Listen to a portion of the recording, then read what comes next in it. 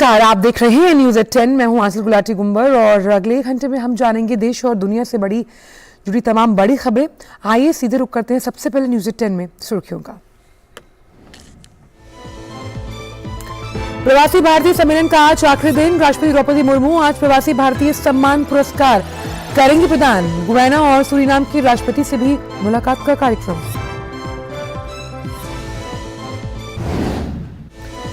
केंद्रीय गृह मंत्रालय की एक टीम आज जोशीमठ का करेगी दौरा। वहीं विशेषज्ञों की देखरेख में आज से असुरक्षित भवनों को ढहाने का काम होगा शुरू। असुरक्षित भवनों से लोगों को हटाने का काम जारी।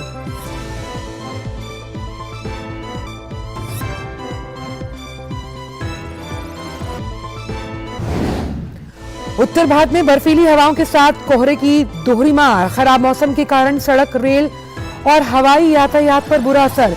दिल्ली एयरपोर्ट पर देरी से चल रही है करीब 40 उड़ानें। ट्रेनों की रफ्तार पर भी लगा ब्रेक।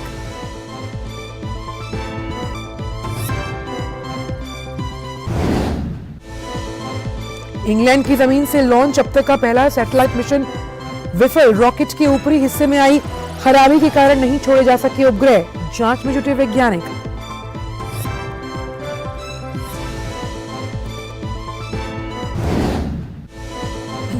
इंडोनेशिया के तनिम्बर द्वीप समूह में भूकंप के तेज झटके। रिक्टर स्केल पर 7.6 रही तीव्रता। भूकंप के साथ ही सुनामी की चेतावनी भी जारी।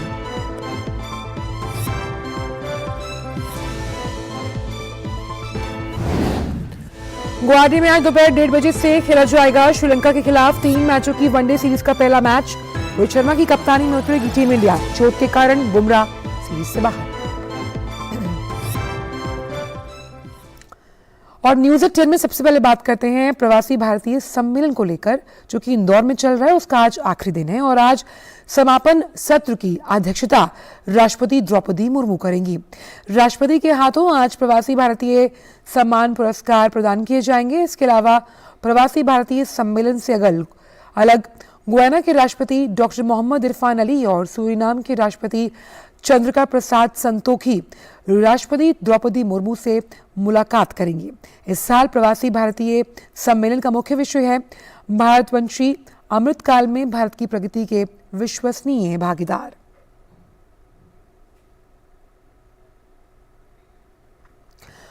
और इसी बड़ी खबर पर इंदौर से ही जुड़ रहे हैं हमारे संवाददाता आदित्य श्रीवास्तव। तो आदित्य, क्योंकि आज समापन सत्र है जिसकी अध्यक्षता खुद राष्ट्रपति कर रही हैं, ऐसे में जो सम्मान पुरस्कार दिए जाएंगे इन प्रवासी भारतीयों को, वो किन किन मानकों पर दिए जा रहे हैं, किन किन क्षेत्रों के लिए दिए जा रहे हैं?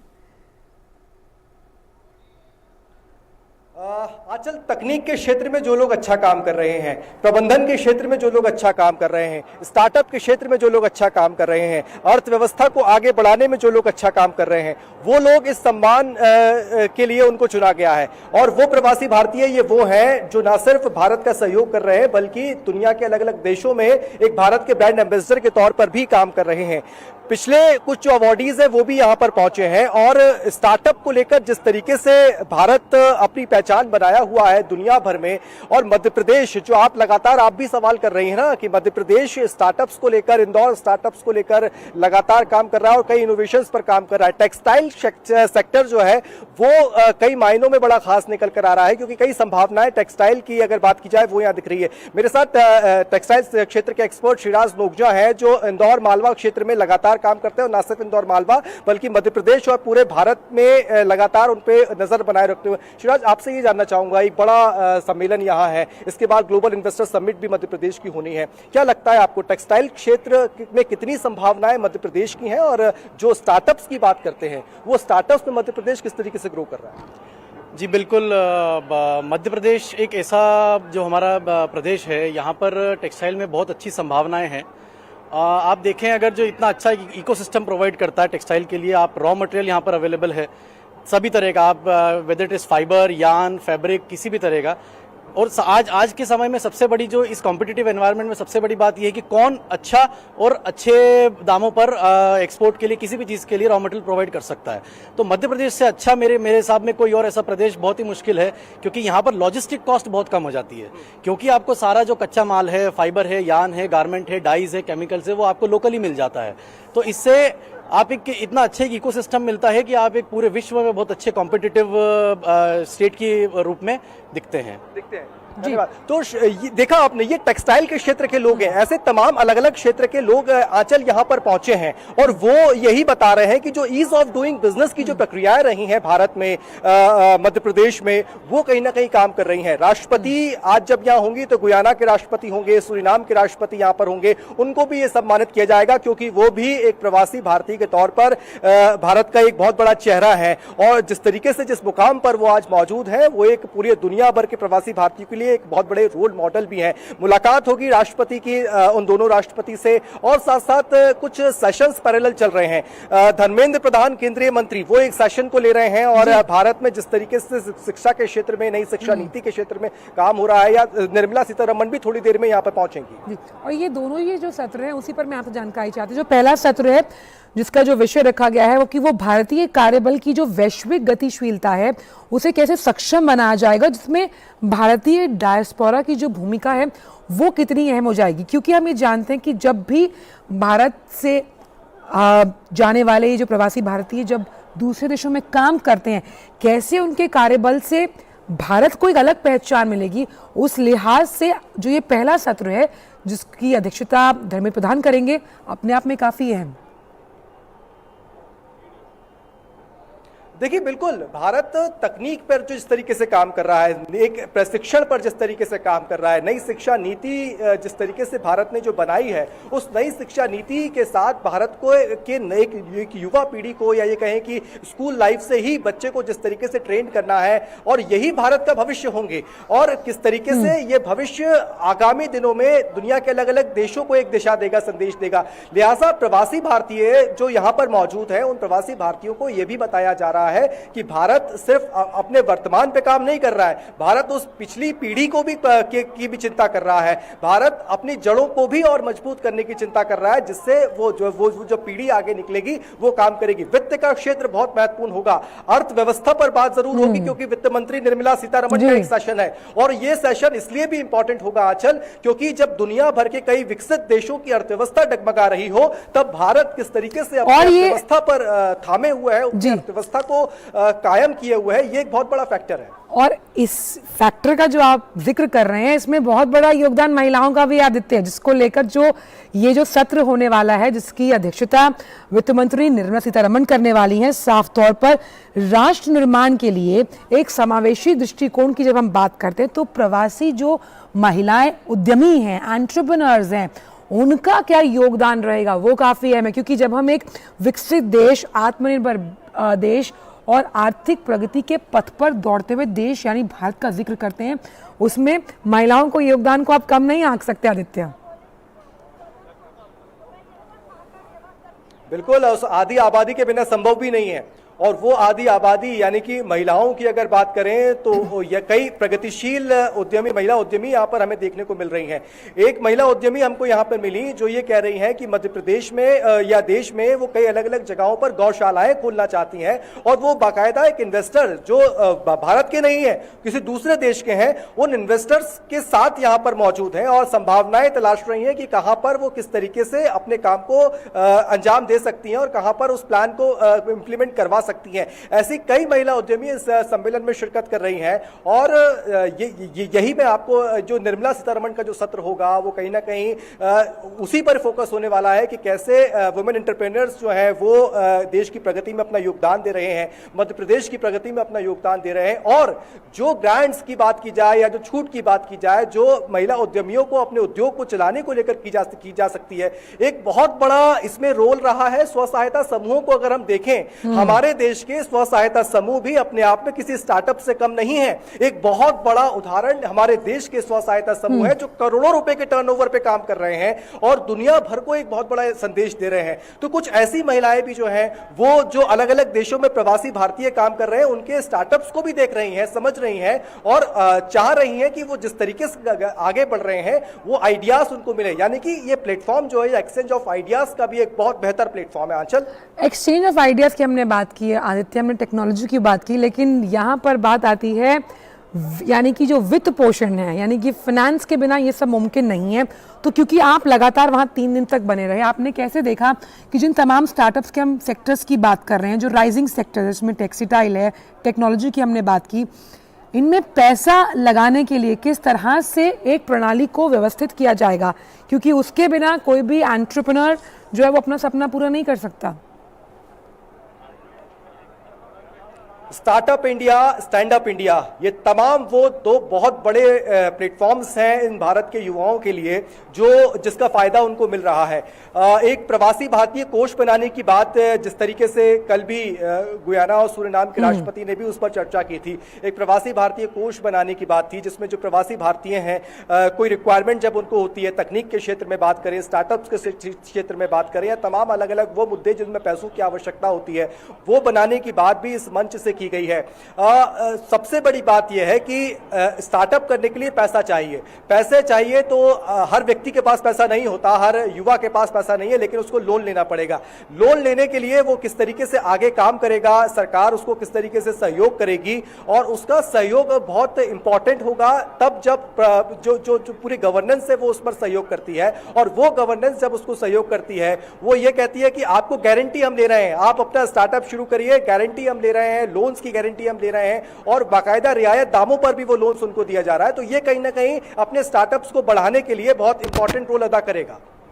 और साथ ही जब हमने कल प्रधानमंत्री के संबोधन को सुना, उससे पहले हमने जो सूरीनाम के राष्ट्रपति थे, गुयाना के राष्ट्रपति थे, हमने ये सुना, एक बहुत अहम केंद्र बिंदु जो मैं समझ पाई और एक पत्रकार के रूप में आप भी समझ पाएंगे आदित्य, वो ये था कि कैसे जो तमाम जो देश हैं वो भारत के साथ अपने सॉफ्ट पावर के लिहाज से तो सही, लेकिन आर्थिक मोर्चे पर भी संबंधों को प्रगाढ़ करने के लिए लगातार उनको वेलकम कर रहे हैं और भारत भी खुली बाहों से उनका स्वागत कर रहा है। तो ये कहीं ना कहीं जब हम G20 की जो अध्यक्षता, जिसके लिए प्रधानमंत्री ने कहा था कि भाई विकासशील और विकसित देशों दोनों को साथ आना होगा, उस भावना को भी मजबूत करता है। आंचल, नेतृत्व की बात मैं कर रहा हूं यहां पे, क्योंकि भारत उन देशों का भी नेतृत्व कर रहा है जो देश अपनी बात उचित प्लेटफॉर्म पर कई बात प्रबलता से नहीं रख पा रहे थे। भारत पिछले कुछ सालों से ये रख रहा है, बहुत मजबूती के साथ रख रहा है। और भारत जब वसुधैव कुटुंबकम की बात करता है तो भारत सिर्फ अपनी बात नहीं करता है, भारत उन देशों की भी बात करता है जो दुनिया के वो देश हैं जो अपनी ताकत से शायद आगे नहीं बढ़ पा रहे हैं, और उनकी आवाज भारत बन रहा है। और यही वो कारण है कि वो देश भारत की तरफ कई उम्मीदों से देखते हैं, संभावनाओं से देखते हैं, भारत के निर्णयों पे नजर रखते हैं, और भारत के निर्णयों को भी कहीं ना कहीं अपनी नीतियों में शामिल करने की कोशिश करते हैं।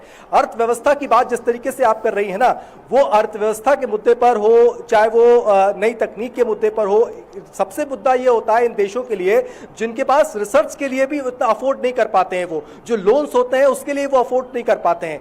वहां पर चाहे वो सोलर एनर्जी की बात की जाए, रिन्यूएबल एनर्जी की बात की जाए, वहां पर भारत इन जैसे देशों की आवाज बनता है अंतर्राष्ट्रीय मंचों पर। और यही कारण है कि जिस तरीके से भारत की आर्थिक नीतियां, दुनिया की जब अर्थव्यवस्थाएं डगमगाती हैं और भारत की आर्थिक नीतियां अपने आप को एक अलग पहचान भारत दुनिया भर में अलग दिखाती हैं, तो भारत से संभावनाएं और भारत से उम्मीदें उन देशों की भी बढ़ जाती है जिन देशों के प्रवासी भारतीय यहां पर हैं। और वो यही कह रहे हैं कि हम इस मॉडल को देखने आए हैं, हम इस मॉडल को जानने आए हैं जो हम दूर से बैठ के देखते हैं। हमारी सरकारों में जब हम रहते हैं, हमारे देश में जब हम टीवी चैनल्स पर उस बात की बहस देखते हैं कि वो देश है इंडिया जो एक डगमगाती हुई अर्थव्यवस्था के बीच में भी अपने आप को थामे हुए हैं, तब उनको गर्व होता है। बिल्कुल। और जब हम बात करते हैं प्रवासी भारतीयों का सरकार के साथ सामंजस्य बिठाने का, तो इस तरह का जो सम्मेलन है वो अपने आप में बहुत बड़ा योगदान देता है।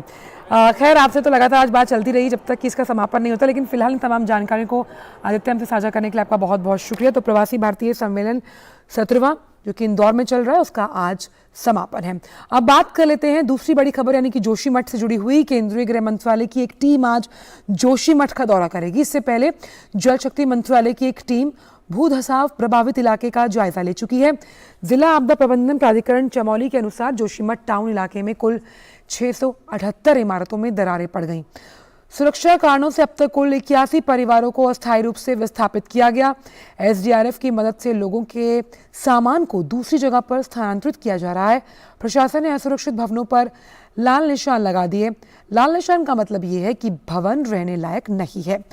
चमोली के जिला मजिस्ट्रेट हिमांशु खुराना के अनुसार केंद्रीय भवन अनुसंधान संस्थान रुड़की की टीम को देख रेख में आज जो यह असुरक्षित भवन है उन्हें गिराने का काम शुरू किया जाएगा। लिहाजा लाल निशान लगे भवनों से लोगों को निकालने का काम तेजी से चल रहा है। लाल निशान लगे ऐसे ही भवनों का ग्राउंड जीरो से जायजा लिया संवाददाता नीरज सिंह ने। जोशीमठ के हम मनोहर बाग वाले इलाके में हैं और जिन घरों में दरार आई है, जो डेंजर्स जोन में है, उनके हालात किस तरह से हैं ये आप ये देखिए। ये एक मकान है और जो किस तरीके से दरारों से भरा हुआ है, कभी भी ये मकान गिर सकता है। प्रशासन ने क्रॉस के निशान लगा दिए हैं। ये क्रॉस के निशान अगर आप देखें, इसका मतलब ये है कि ये मकान अब रहने लायक नहीं है, डेंजर जोन में है। और आपको दूसरे कमरे की स्थिति हम दिखाते हैं और ये हम लोगों के लिए भी खतरनाक है, हमारे पूरी टीम के लिए, क्योंकि आप ये देखें कि किस तरह की स्थिति है इन मकानों की और जो दरारें हैं वो कितनी चौड़ी दरारें हैं।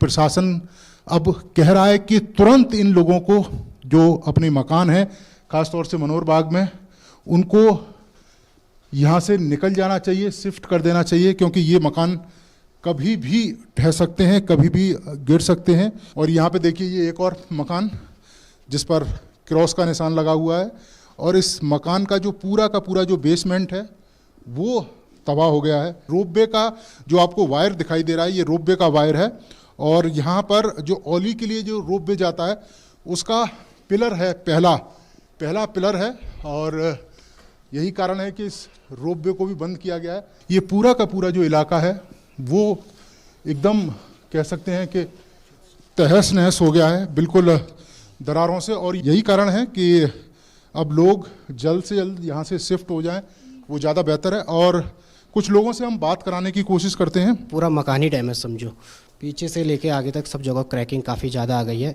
इसी वजह से हमें प्रशासन ने बोल दिया था कि समय पे इस मकान को खाली कर दीजिए वरना हम सीज कर लेंगे। अभी आप कहाँ शिफ्ट होकर जा रहे हैं?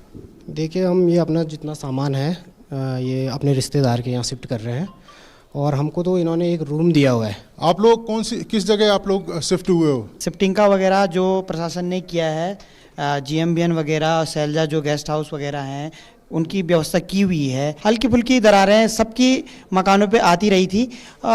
ये 4-5 महीने पहले थोड़ी थोड़ी आई और अचानक से 1 महीने पहले ज़्यादा बढ़ गई है और इतनी बड़ी कि मुझे लगता है कि रहना भी पॉसिबल नहीं है मकानों में। प्रशासन लगातार बार अपील कर रहा है कि जो लोग डेंजर जोन में है या ऐसे मकानों में हैं जहां पर रहने लायक स्थिति नहीं है, वो तुरंत उस मकान को खाली कर दें और उनके लिए वैकल्पिक व्यवस्था प्रशासन कर रहा है। कैमरामैन संदीप के साथ Neeraj Singh, DD news, Joshimath.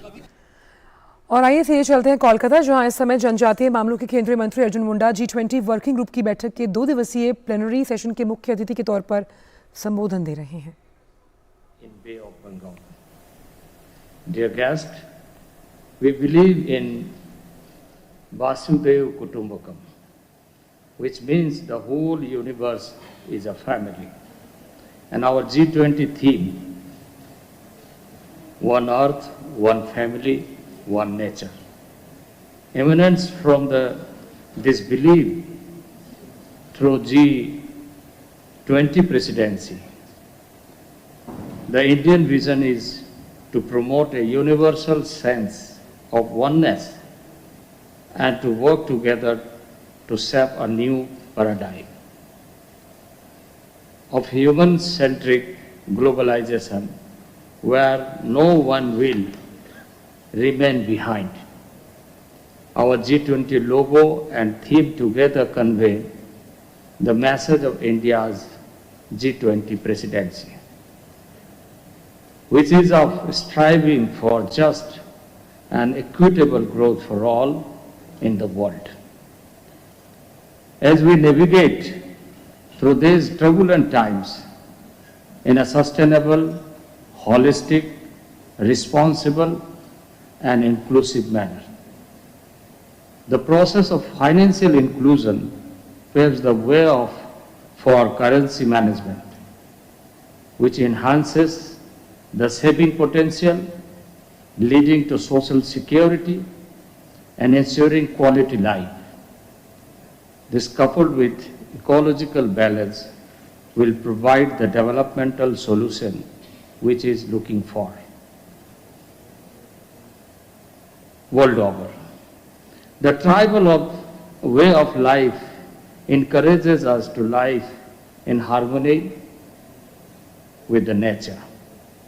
The community which lives in the lap of the nature has no incentive to harm or destroy it. We need to learn a lot from them as they take permission from the trees before plucking its flowers and fruit. Collecting timber from the forest and express their remorse for any knowingly or unknowingly harm caused to the jungles. As the issue of climate change cuts across industry, society and sectors, India efforts the world life, a behavior-based movement that draws from our nation's rich and ancient sustainable tradition to nudge consumers and in turn market to adopt environmentally conscious practices. Last many years, we have destroyed our earth and environment. This had adverse impact on our climate and ecology. As individual nations, we all strive for economic development and betterment of our citizens. But we need not forget that we have only one planet.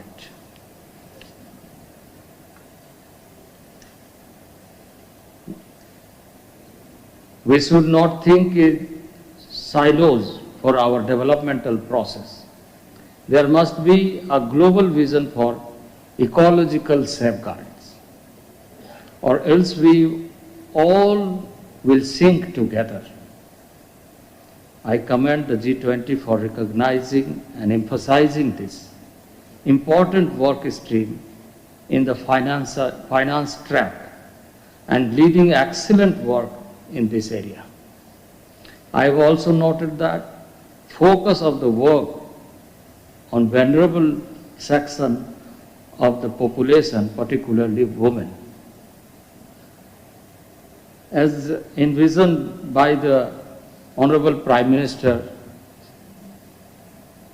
Sri Narendra Bhai Modi, it is time for the world to reorient the focus from on women development to women-led development. In this regard, I would like to emphasize few key points for the G20.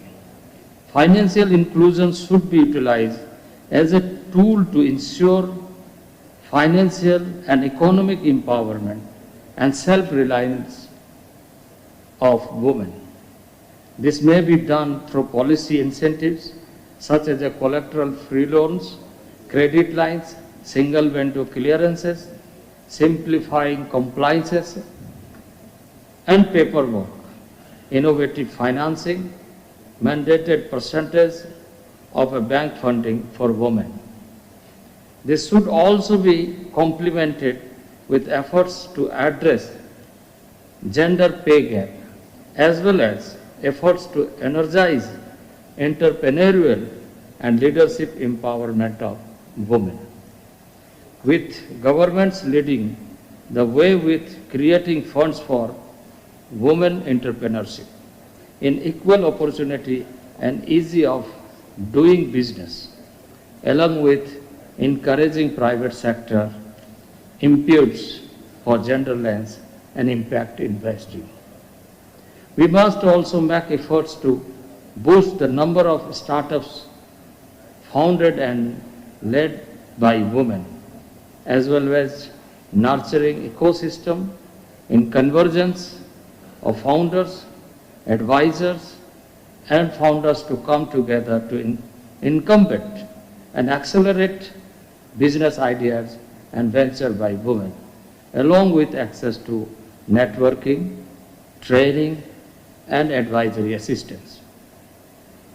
Efforts are also warranted to promote banking and funding of entrepreneurial projects with the gender inclusive lens and impact investing. For equalizing emphasis on profit, people, planet, and purpose. To ensure economic equality through income security for those below poverty line. Those aspects, when complemented with measures to ensure health security and insurance cover for all, especially for those below poverty line, promoting resources mobilization, philanthropy, public provisions, and social services in solidarity for zero hunger and zero poverty, and building equality of opportunity in employment in all positions, in all public and private sector will go a long way in making women self-reliant and drivers of economic development. We are fully convinced that financial inclusion is key enabler for people's economic empowerment. In India, financial inclusion has been a bedrock of our development strategy and delivering financial services to the last mile, the poorest of the poor, has been one of the key priorities of Indian government right from the outset. In a span of just few years, India has made stupendous achievements in advancing financial inclusion and reaching to the last mile.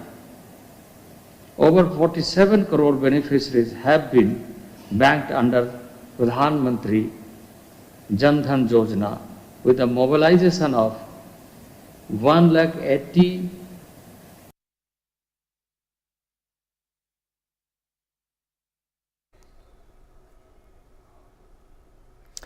तो आप सुन रहे थे जनजातीय मामलों के केंद्रीय मंत्री अर्जुन मुंडा को, जो कि G20 वर्किंग ग्रुप की जो बैठक है, 2 दिवसीय जो प्लेनरी सेशन है, उसमें मुख्य अतिथि के तौर पर संबोधन दे रहे थे। साफ तौर पर उन्होंने कहा कि वसुदेव कुटुंबकम की जो भावना है, सार्वभौमिकता की जो भावना है, उसके साथ भारत आगे बढ़ रहा है। उन्होंने कहा कि किस तरह से जब हम वित्तीय समावेशन की बात करते हैं और वित्तीय समावेशन के लिहाज से लगातार हम आगे बढ़ रहे हैं। जहाँ तक बात विकास को लेकर है, तो सबको समान अवसर देने की पैरवी लगातार भारत करता रहा है। तो वित्तीय समावेशन यानी कि फाइनेंशियल जो लिटरेसी है, जिसमें हम बात करते हैं तमाम उन डिजिटल लेन देन को लेकर, भुगतान को लेकर, और किस तरह से जो तकनीक के लिहाज से लगातार वित्त पोषण आगे बढ़ रहा है, उसके लिहाज से आज का ये सेशन काफ़ी अहम है। उन्होंने ये जानकारी दी कि 47 करोड़ लोगों के जनधन अकाउंट खोले गए हैं, जिसमें करीबन 1 लाख करोड़ से भी ज़्यादा का डिपॉजिट किया गया है, जिसमें 55% जो हैं वो महिलाएं हैं और 67% जो लोग जिन्होंने जनधन के तहत अकाउंट खोला है वो रूरल इंडिया से आते हैं। और किस तरह से जब हम बात करते हैं ज़ीरो पॉवर्टी, ज़ीरो हंगर, उसको लेकर G20 की जो ये बैठक है वो अपने आप में अहम है। और किस तरह से जो एक पृथ्वी एक भारत की इस थीम के साथ G20 की अध्यक्षता भारत के हिस्से में आई है, उसे लेकर लगातार आगे बढ़ा जा रहा है। तो आज वित्तीय समावेशन पर चर्चा हो रही है, इस पर रहेगी लगातार हमारी खास नज़र। लेकिन आइए अब बात कर लेते हैं मौसम को लेकर। तो उत्तर भारत इन दिनों शीतलहर की चपेट में है। बात करते हैं पंजाब, हरियाणा, चंडीगढ़ और दिल्ली की, तो यहाँ पर जो अधिकांश हिस्सों में घना कोहरा छाया हुआ है। हालांकि आज सुबह राजधानी दिल्ली में कोहरे में थोड़ी कमी नजर आई। घने कोहरे के कारण रेल, सड़क और हवाई यातायात भी प्रभावित हुआ। कई रेलगाड़ियां जो अपने निर्धारित समय से चलनी चाहिए थी, वो कई घंटों की देरी से चल रही हैं। वहीं आज दिल्ली के इंदिरा गांधी अंतर्राष्ट्रीय हवाई अड्डे पर विजिबिलिटी कम होने के कारण कुछ विमानों को भी डाइवर्ट किया गया। मौसम विभाग ने 11 और 12 जनवरी को जम्मू कश्मीर और हिमाचल प्रदेश में भारी बर्फबारी की भी अंदेशा जताया है।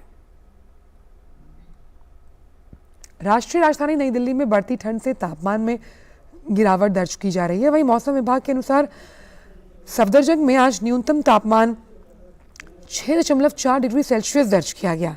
वहीं पालम में न्यूनतम तापमान 7.5 डिग्री सेल्सियस दर्ज किया गया। हालांकि कल के मुताबिक तापमान में आज मामूली बढ़ोतरी दर्ज की गई।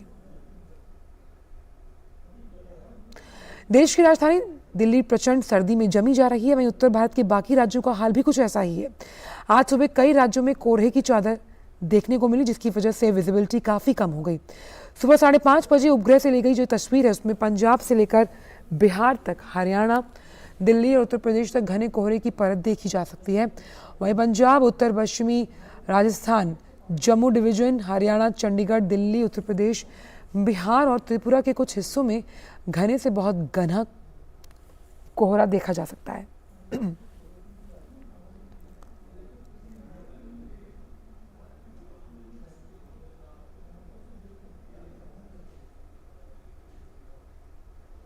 मौसम विभाग के मुताबिक आज सुबह 5:30 बजे पंजाब और भटिंडा के साथ साथ उत्तर प्रदेश के आगरा में शून्य दृश्यता दर्ज की गई। जम्मू डिवीजन, गंगानगर, चंडीगढ़, अंबाला, पटियाला, बरेली, लखनऊ, सुल्तानपुर, गोरखपुर, भागलपुर में दृश्यता 25 मीटर रही। इसके साथ ही हिसार, दिल्ली के पालम, बहराइच, गया, पूर्णिया और कैलाश शहर में विजिबिलिटी 50 मीटर।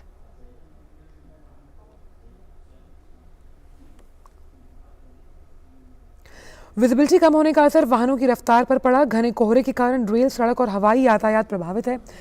दिल्ली आने वाली तकरीबन 40 से ज़्यादातर रेलगाड़ियां जो हैं वो देरी से चल रही हैं। वहीं अगर उत्तर भारत की बात करें तो घने कोहरे की वजह से तकरीबन 200 रेलगाड़ियां अपने निर्धारित समय से देर से चल रही हैं। कई शॉर्ट रूट की रेलगाड़ियों को कैंसिल भी किया गया, जबकि एक्सप्रेस ट्रेनों को चलाया जा रहा है। रेलवे की प्राथमिकता यात्रियों की सुरक्षा है। कोहरे की वजह से ट्रेन भले ही देर से चले, लेकिन यात्री सुरक्षित अपने गंतव्य तक पहुंचे। घने कोहरे की वजह से अभी कुछ और दिन ऐसी ही स्थिति बनी रहेगी। तो सर्दी की वजह से जहां लोगों को काफी परेशानी का सामना करना पड़ रहा है, वहीं रेल यात्रियों की बात की जाए तो घने कोहरे ने उनकी जो सफर है उसे स्लो कर दिया। कई रेलगाड़ियां अपने निर्धारित समय से कई घंटों की देरी से चल रही हैं, जिससे रेल यात्रियों को काफी दिक्कतों का सामना करना पड़ रहा है। ट्रेन का क्या है कि फॉग की वजह से ट्रेनें काफ़ी लेट चल रही हैं। जैसा कि इसका आने का टाइम है वो 5:50 है। शाम शक्ति कानपुर से दिल्ली चलती है, जो कि अभी 6:46 था, अब दिखा रहा है 7:20। फॉग की वजह से काफ़ी ट्रेन लेट होती जा रही है, जिसके कारण यात्रियों को काफ़ी परेशानी का सामना करना पड़ रहा है। ट्रेन जो है ना वो आने वाली थी करीब 4-4.5 घंटे लेट चल रही है हमारी ट्रेन। अभी ट्रेन जो है कल शाम जो है 9:30 बजे की थी, अभी जो है 5 बजे आने वाली है। कोहरा पड़ने की वजह से लेट हो रही है ट्रेनें। और दिल्ली के मौसम के हाल के बारे में जानकारी देने के लिए हमारे साथ हमारे संवाददाता ओपी यादव जुड़े हुए हैं। ओपी, जिस तरह से तमाम तौर पे हमने देखा कि फ्लाइट्स के रूट को भी डाइवर्ट किया गया है, कई ऐसी ट्रेनें हैं जो देरी से चल रही हैं, तो अभी निजात मिलती हुई नजर नहीं आ रही है मौसम के इस मार्ग से। जी, दिल्ली सहित एनसीआर में ठंड और कोहरे की मार से आमजन का हाल बेहाल हो रहा है। अभी फिलहाल हम दिल्ली के खान मार्केट में मौजूद है। यहाँ तकरीबन 10:30 बजे लोगों की काफ़ी आवाजाही रहती है, लेकिन आज रोड सुनसान पड़ी है। बहुत ही कम मात्रा में लोग आ रहे हैं वाहनों से। तो निश्चित तौर पर ठंड का असर न केवल आमजन पे पड़ रहा है, बल्कि रेल और हवाई यातायात पर भी पड़ रहा है। दिल्ली में अगर बात करें तो तकरीबन 36 रेलगाड़ियां जो दिल्ली के रूट से जाने वाली थी वो अपने गंतव्य स्थल पर पहुंचने में काफ़ी देरी से पहुंच रही है। उनका रूट डाइवर्ट कर दिया गया है या वो देरी से आ रही है। कल की अगर बात करें तो कल भी तकरीबन 267 रेलगाड़ियां निरस्त कर दी गई थी, जिनमें तकरीबन 81 रेलगाड़ियां जो एक्सप्रेस ट्रेन थी वो थी, और 170 रेलगाड़ियां तकरीबन 1 घंटे से लेकर 7 घंटे की देरी से दिल्ली तक आ रही थी। तो निश्चित तौर पर इससे न केवल यातायात बाधित हो रहा है, बल्कि यात्रियों को परेशानी हो रही है, अपने गंतव्य पर जाने में दिक्कत का सामना करना पड़ रहा है। यह स्थिति हवाई मार्ग की है। तकरीबन 181 हवाई विमान इस कोहरे और फॉग के चलते और ठंड के चलते प्रभावित हुए हैं, जिसकी वजह से न केवल नई दिल्ली इंटरनेशनल एयरपोर्ट पर कई रूट डाइवर्ट कर दिए गए, बल्कि जयपुर भी 3 विमानों को शिफ्ट कर दिया गया। कोहरा और घनी ठंड के चलते विमान सुबह सुबह आसमान भी दिखाई दिए। तो निश्चित तौर पर इसका असर न केवल आम जनजीवन पर पड़ रहा है, बल्कि हवाई और रेल यात्रा के साथ साथ सामान्य जनजीवन पर भी दिखाई पड़ रहा है। रेल यात्रियों की बाधित होते इस आवागमन और अन्य तरह की दुविधा से बचाव के लिए रेल विभाग ने न केवल पूरी मुस्तैदी दिखाई है, बल्कि सतर्कता के साथ नागरिकों को ठंड से बचाव के साथ रहने और खाने पीने की व्यवस्था भी माकूल की है।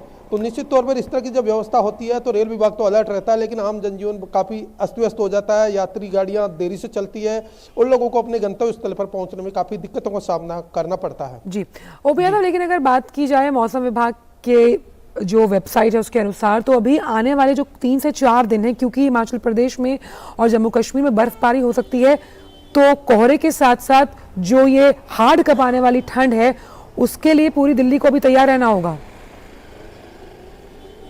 जी मैं अभी मेरे सहयोगी कैमरामैन से कहूँगा, मेरे पीछे भी आप देखिए कि दिन का समय है लेकिन लोग अलाव जलाकर ताप रहे हैं, तो निश्चित तौर पर ठंड का असर उन पर साफ तौर से दिखाई दे रहा है।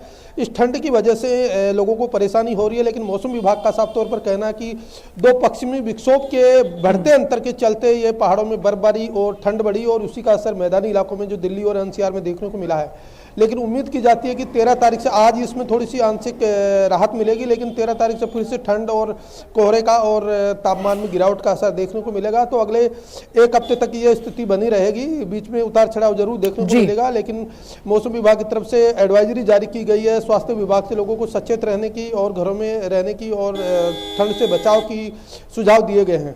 जी बहुत बहुत शुक्रिया ओपी इन तमाम जानकारियों को हमसे साझा करने के लिए। तो फिलहाल अभी मौसम इसी तरह से रहने वाला है और भास्कर देवता भी मेहरबान हम पर नहीं होंगे, लेकिन ख़ास तौर पे बुजुर्ग और बच्चे अगर ज़रूरत ना हो तो घर से बाहर ना जाएं, इतनी ज़्यादा ठंड अभी पड़ रही है। फिलहाल वक्त एक छोटे से ब्रेक का है न्यूज़ 18 में। हाय मॉम, फिर से शॉपिंग? बाबूजी आपने इसे बिगाड़ के रखा। लिमिट में करो तो कुछ बुरा नहीं होता है। बिना लिमिट शॉपिंग करेगी आपके कार्ड पे ऐड ऑन जो है। मैंने तो कार्ड पे लिमिट सेट कर दिया। अच्छा, इसके फायदे ये हैं कि रिस्क कम हो जाता है और अगर फ्रॉड भी हुआ तो तुरंत बैंक को बोल दीजिए, नुकसान कम। दादू नेक्स्ट टाइम ये pink dress. You are the limit. Limit तो सेट है। आरबीआई कहता है जानकार बनिए, सतर्क रहिए। ब्रेक के बाद न्यूज़ 18 में आप सभी का स्वागत है और आइए देखते हैं डीडी प्रीमियर्स।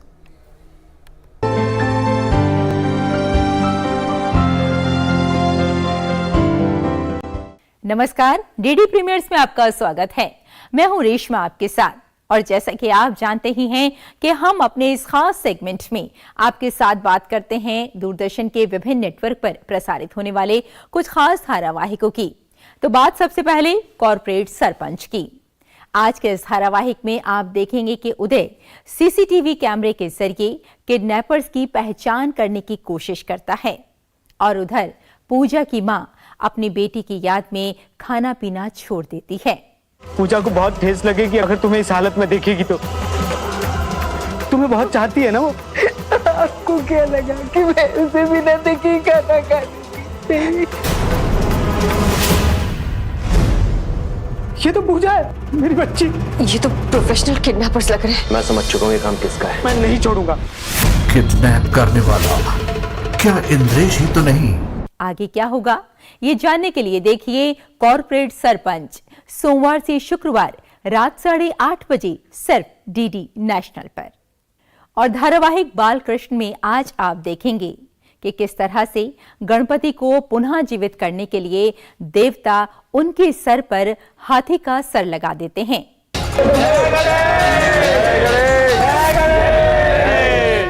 तुम्हारी माता यदि पार्वती हैं, तो आज से मैं तुम्हारा पिता हूं और अपने इस तेजस्वी पुत्र को पाकर मैं अत्यंत ही प्रसन्न हूं और तुम्हारी इस अद्भुत प्रतिभा को देखते हुए इसी क्षण से मैं तुम्हें समस्त गणों का सेनापति नियुक्त करता हूं।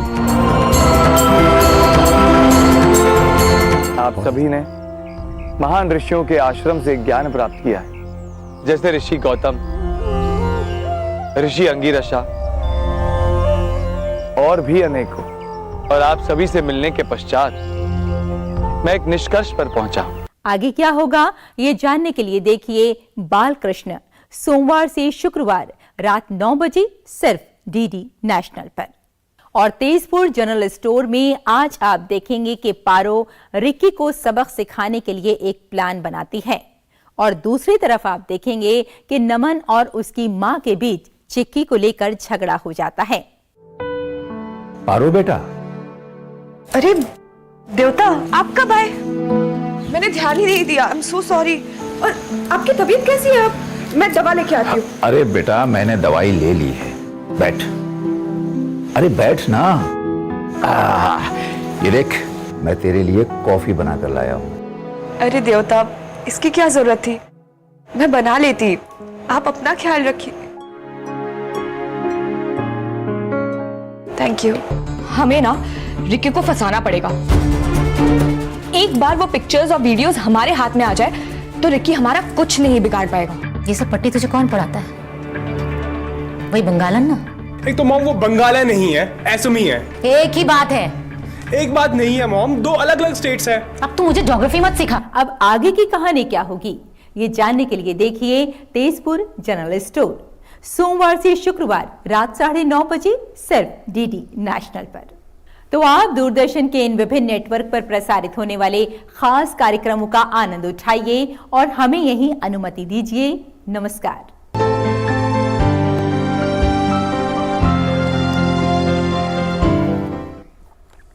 और आइए अब नजर डालते हैं कोरोना संक्रमण के ताजा आंकड़ों पर। स्वास्थ्य और परिवार कल्याण मंत्रालय के मुताबिक देश भर में पिछले 24 घंटों में कोरोना संक्रमण के 121 नए मामले दर्ज किए गए।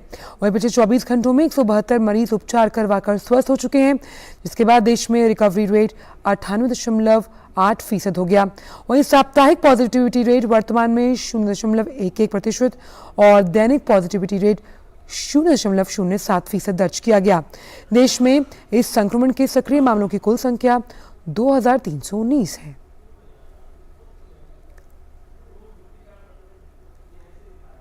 और देश में कोविड रोधी टीकाकरण का आंकड़ा भी तेजी से बढ़ रहा है। कोविड महामारी के खिलाफ सबसे प्रभावी हथियार के रूप में शुरू किए गए टीकाकरण अभियान के तहत देश में अब तक 220 करोड़ से भी ज्यादा अधिक टीकों की खुराक दी जा चुकी है। वहीं पिछले 24 घंटों में 56,829 कोविड टीके लगाए गए। जामनगर एयरपोर्ट पर इमरजेंसी लैंडिंग किए गए विमान के सभी यात्रियों को उसी फ्लाइट में गोवा भेजा जा रहा है। जामनगर के कलेक्टर डॉक्टर सौरभ पारधी ने जानकारी दी। उन्होंने कहा कि फ्लाइट की जांच करने के बाद ही पता चला कि ये हॉक्समेल था। फ्लाइट एंड सभी जो चेक करने के बाद यही है कि ये हॉक्समेल ही था। He took good care of them and हमने इंश्योर किया कि इनको कोई किसी चीज़ की तकलीफ ना पड़े। फॉर्मेलिटीज पूरी होती तो we are expecting in some time कि ये टेक ऑफ कर जाए उसी फ्लाइट। ग्वालियर से चारधाम की यात्रा के लिए निकली एक स्लीपर बस ओडिशा के पुरी में हादसे का शिकार हो गई। बस में अचानक आग लग गई। आग की लपटों से घिरे यात्री कांच तोड़कर इमरजेंसी गेट से बाहर निकले। अच्छी बात यह रही कि सभी यात्री सुरक्षित हैं, लेकिन बस में रखा उनका सामान जल गया। मध्य प्रदेश के मुख्यमंत्री शिवराज सिंह चौहान ने भी ट्वीट कर सभी यात्रियों का ख्याल रखने का उनका आभार माना है।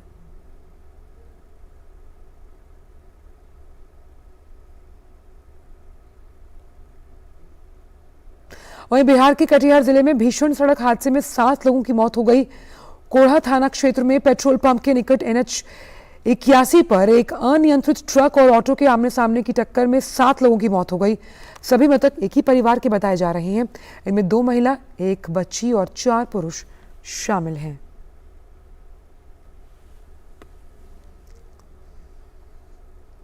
आज दुनिया भर में विश्व हिंदी दिवस मनाया जा रहा है। विश्व भर में हिंदी के प्रचार प्रसार के लिए 2006 में प्रतिवर्ष 10 जनवरी को हिंदी दिवस मनाने की घोषणा की गई थी। विश्व में हिंदी का विकास करने और एक अंतर्राष्ट्रीय भाषा के तौर पर इसे प्रचारित प्रसारित करने के उद्देश्य से विश्व हिंदी सम्मेलनों की शुरुआत की गई और प्रथम विश्व हिंदी सम्मेलन 10 जनवरी 1975 को नागपुर में आयोजित हुआ था। इसलिए इस दिन को विश्व हिंदी दिवस के रूप में मनाया जाता है। विश्व हिंदी दिवस मनाने का उद्देश्य विश्व में हिंदी के प्रचार प्रसार के लिए जागरूकता पैदा करने के साथ हिंदी को अंतर्राष्ट्रीय भाषा के रूप में पेश करना है। और इसी अवसर पर केंद्रीय मंत्री नितिन गडकरी ने शुभकामनाएं दी। अपने ट्वीट में नितिन गडकरी ने कहा कि भारत को एकता की डोर में बांधने का काम करने वाली और देश में सर्वाधिक बोली जाने वाली हिंदी भाषा को समर्पित विश्व हिंदी दिवस की हार्दिक शुभकामनाएं। भारत में जेनरिक दवाओं को लेकर केंद्र सरकार ने काफी अभियान चलाए। इसी का नतीजा है कि देश में बड़े पैमाने पर जेनरिक दवाओं की मांग काफी ज्यादा हो गई है। लेकिन अब भारतीय जेनरिक दवाओं की मांग देश के बाहर भी होने लगी। इन दिनों चीन कोरोना के बुरे दौर से गुजर रहा है। इस बीच चीन में भारतीय जेनरिक दवाओं की मांग में तेजी आई है।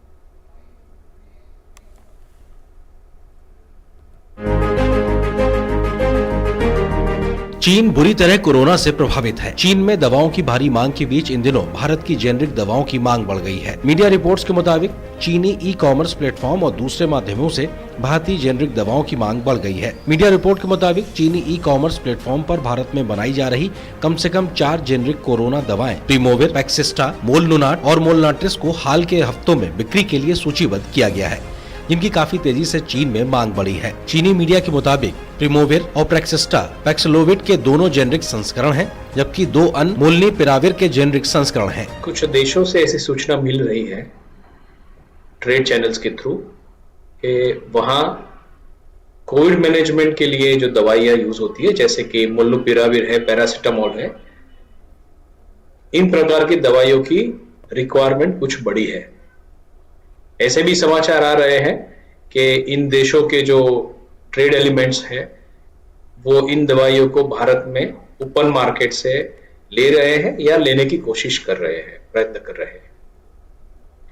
मेरा एक सुझाव है, एक विनती है कि ऐसा न करके अगर वे भारत सरकार के द्वारा आईडीएमए को अप्रोच करे तो आईडीएमए उनको यही दवाइयां रिलायबल और जेन्युइन मैन्युफैक्चरर से डायरेक्टली उपलब्ध कराने में मदद करेगी। मैं ये भी आश्वासित करना चाहता हूं कि भारत का जो औषध उद्योग है वो न केवल भारत के लिए लेकिन ग्लोबल सप्लाई चेन में इन दवाइयों को उपलब्ध करने के लिए सक्षम है। बीजिंग मेमोरियल फार्मास्यूटिकल्स के प्रमुख हे शियाओबिंग ने बताया कि भारत एकमात्र ऐसा देश है जहां हम गारंटी के साथ चिकित्सकीय, विश्वसनीय और सस्ती कोविड दवाएं प्राप्त कर सकते हैं, लेकिन नकली दवाओं का उत्पादन करने वाले अवैध समूहों को रोकना होगा। इससे मरीजों का इलाज बुरी तरह प्रभावित होगा। वहीं चीनी विशेषज्ञों ने आगाह किया है कि इन दवाओं के नकली संस्करण बाजार में काफी तेजी से बेचे जा रहे हैं। कोरोना के चलते दवा की बिक्री काफी तेजी से बढ़ी है। 1 अरब 40 करोड़ लोगों की जरूरत को पूरा करने के लिए चीन की स्वास्थ्य प्रणाली की सांस फूल रही है। यहाँ होने वाली मौतों की संख्या पर दुनिया भर में विवाद है और सभी देश इसे वास्तविक संख्या से बेहद कम मानते हैं। भारत को फार्मेसी ऑफ द वर्ल्ड कहा जाता है। भारत की फार्मा इंडस्ट्री दुनिया की सबसे बड़ी फार्मा इंडस्ट्री है। वर्तमान में भारत ने 50,000 करोड़ की जेनरिक मेडिसिन निर्यात किया है। भारत दुनिया के 200 देशों को जेनरिक दवाएं निर्यात करता है, जिसमें अमेरिका, यूरोप, जापान, ऑस्ट्रेलिया भी शामिल है। भारत अकेले अमेरिका में $23 बिलियन का जेनरिक दवाएं निर्यात करता है। अमेरिका के हर 10 में से 4 दवाएं भारत की होती हैं। भारत की जेनरिक दवाएं न केवल सस्ती हैं बल्कि गुणवत्ता वाली भी हैं। यही वजह है कि दुनिया भर में इसकी मांग तेजी से बढ़ रही है। Nitendra Singh, DD news, Delhi. नौसेना प्रमुख एडमिरल आर हरिकुमार ने एनसीसी के गणतंत्र दिवस शिविर 2023 का दौरा किया। इस मौके पर उन्होंने कैडेट्स को संबोधित करते हुए उनके बेहतर प्रदर्शन की सराहना की। पेश है हमारे संवाददाता गिरीश निशाना की ये खास रिपोर्ट। देश की राजधानी दिल्ली में चल रहे एनसीसी के गणतंत्र दिवस शिविर 2023 का दौरा करने सोमवार को नौसेना प्रमुख एडमिरल आर हरिकुमार पहुंचे। यहां उन्हें एनसीसी कैडेटों की ओर से गार्ड ऑफ ऑनर दिया गया और नौसेना प्रमुख ने गार्ड का निरीक्षण किया। इस मौके पर उन्होंने फ्लैग एरिया और हॉल ऑफ फेम का भी अवलोकन किया। नौसेना प्रमुख एडमिरल आर हरिकुमार के समक्ष सैनिक स्कूल कपूरथला से आए एनसीसी कैडेटों ने भी अपने बैंड की धुनों से एक अलग समा बांधा।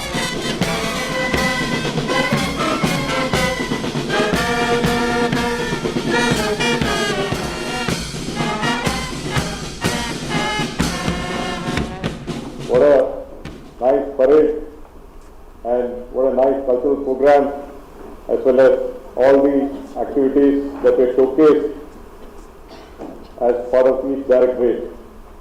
My compliments to each and every one of you who has worked so hard to make all this happen. देश के अलग अलग राज्यों से आए कैडेटों ने नौसेना अध्यक्ष एडमिरल आर हरिकुमार के समक्ष रंगारंग सांस्कृतिक कार्यक्रम भी पेश किए। लघु भारत की तस्वीर पेश करने वाले इस शिविर के दौरान अगले कुछ दिनों में रक्षा मंत्री, रक्षा राज्य मंत्री, चीफ ऑफ डिफेंस स्टाफ, थल सेना और वायुसेना प्रमुख भी दौरा करेंगे। शिविर का समापन 28 जनवरी को प्रधानमंत्री के दौरे के साथ होगा। नौसेना प्रमुख ने एनसीसी के गणतंत्र दिवस शिविर 2023 का दौरा किया।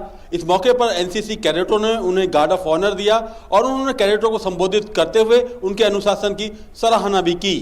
कैमरामैन आनंद कुमार के साथ गिरीश निशाना, डीडी न्यूज, दिल्ली। रुक करते हैं अंतर्राष्ट्रीय खबरों का। ब्रिटेन की धरती से लॉन्च किया गया अब तक का पहला उपग्रह मिशन आज विफल हो गया। वैज्ञानिकों ने भी इस विसंगति की पुष्टि कर दी। वैज्ञानिकों ने कहा कि वे लक्ष्य के करीब पहुंच गए थे, लेकिन दुर्भाग्य से अंतिम समय में यह मिशन फेल हो गया। शुरुआत में लॉन्च के बाद सही ढंग से चढ़ता हुआ दिखाई लग रहा था, लेकिन जब रॉकेट कक्षा में प्रवेश करने और अपने 9 उपग्रह को छोड़ने वाला था, तभी वर्जिन ऑर्बिट की तरफ से विसंगति का सिग्नल आया। वैज्ञानिकों ने कहा कि हम जानकारी का मूल्यांकन कर रहे हैं।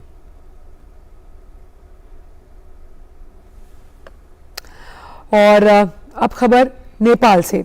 नेपाल के नवनियुक्त प्रधानमंत्री पुष्प कमल दहल प्रचंड काठमांडू में संसद में आज विश्वास मत हासिल करेंगे। बता दें, भारी बहुमत से प्रधानमंत्री नियुक्त होने के बावजूद प्रचंड को 30 दिन के अंदर निचले सदन में विश्वास मत प्राप्त करना होगा। नेपाल में संसद का पहला सत्र सोमवार को शुरू हो गया। विश्वास मत पर आज मतदान हो सकता है। नवनियुक्त प्रधानमंत्री पुष्प कमल दहल प्रचंड को सदन में स्पष्ट बहुमत के लिए 138 मतों की जरूरत है। उन्हें औली की communist party of Nepal, unified Marxist Leninist और नवगठित राष्ट्रीय स्वतंत्र पार्टी समेत 7 पार्टियों का समर्थन मिला हुआ है। राष्ट्रपति विद्यादेवी भंडारी के सामने सरकार बनाने के लिए पेश किए गए दावों के मुताबिक 159 सांसदों का समर्थन है। विश्वास मत के बाद अध्यक्ष और उपाध्यक्ष की चुनाव की प्रक्रिया शुरू हो जाएगी।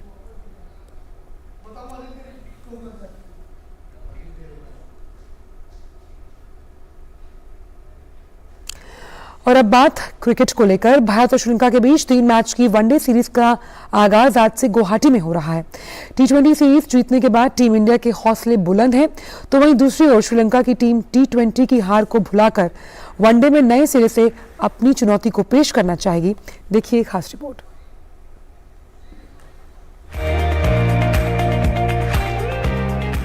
श्रीलंका के खिलाफ T20 सीरीज पर धमाकेदार अंदाज में कब्जा जमाने के बाद अब मैन इन ब्लू इस साल की अपनी पहली वनडे सीरीज के लिए कमर कस चुके हैं। सामने एक बार फिर श्रीलंका है और इरादा यहां भी अपनी बादशाहत को साबित करना है।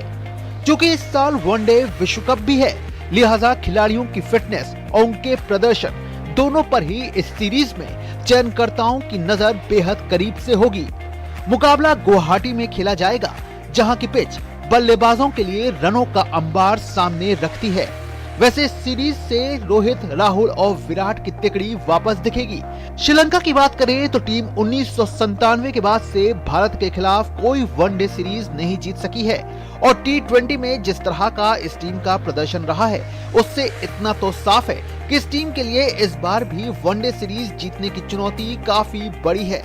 दासुन शनाका की इस टीम की सबसे बड़ी कमजोरी कंसिस्टेंसी की है, जिसके चलते टीम कई अहम मौकों पर पीछे रह जाती है।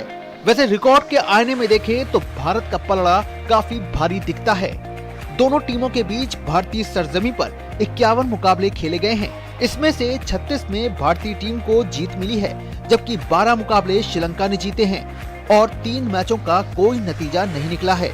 लेकिन अगर दोनों टीमों के बीच कुल मुकाबलों की बात कर ली जाए तो अब तक 162 बार वनडे में दोनों टीमें एक दूसरे के आमने सामने हुई हैं, जहां टीम इंडिया ने 93 मैचों में जीत हासिल की है, वहीं श्रीलंका 57 मुकाबले जीतने में कामयाब रही है। एक मैच टाई रहा है और 11 मैचों का कोई नतीजा नहीं निकल सका। दोनों टीमों के बीच आखिरी वनडे सीरीज 2021 में खेली गई थी, जिसे टीम इंडिया ने 2-1 से जीता था। तो कुल मिलाकर ये एक ऐसी सीरीज रहने वाली है जहां दोनों के ही जहन में कहीं न कहीं विश्व कप की तैयारी रहेगी और तैयारी का यही रूप इस सीरीज को रोमांच से भर देगा। Sports desk, DD news.